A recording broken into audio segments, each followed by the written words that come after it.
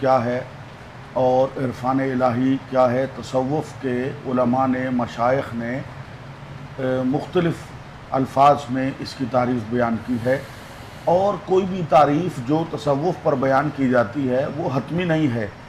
مثال کے طور پر بلا تشبیہ بلا مثال ہم سید عالم ختم الانبیاء والمرسلین علیہ الصلاۃ والتسلیم کی صفت و ثنا بیان کرتے ہیں، اور ہم یہ دعویٰ نہیں کر سکتے کہ ہم نے حتمی طور پر حضور سید عالم علیہ السلام کی تعریف کا حق بیان کر دیا، بلکہ جس کو ذات کریم علیہ الصلاۃ والتسلیم سے جتنا شغف، جتنی محبت، جتنا تمسک کامل اور جتنی معرفت ہوتی ہے وہ اتنا ہی بیان کر پاتا ہے۔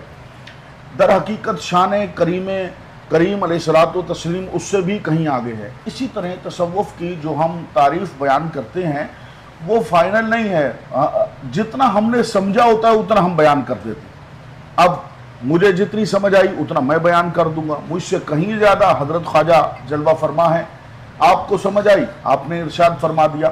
تو علماء نے جو تصوف کے معنی اور مفہوم لکھے ہیں اس میں لکھا ہے کہ صوفیوں کا عقیدہ اختیار کرنے کو تصوف کہتے ہیں۔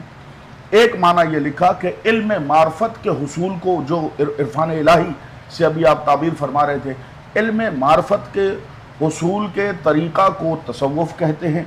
ایک معنی لکھا، یہ عرفان ہے کیا؟ اس حوالے سے ذرا عرفان کہتے ہیں پہچان کو، میں اس طرف آؤں گا لیکن یہ ایک دو جملے میں عرض کر دوں۔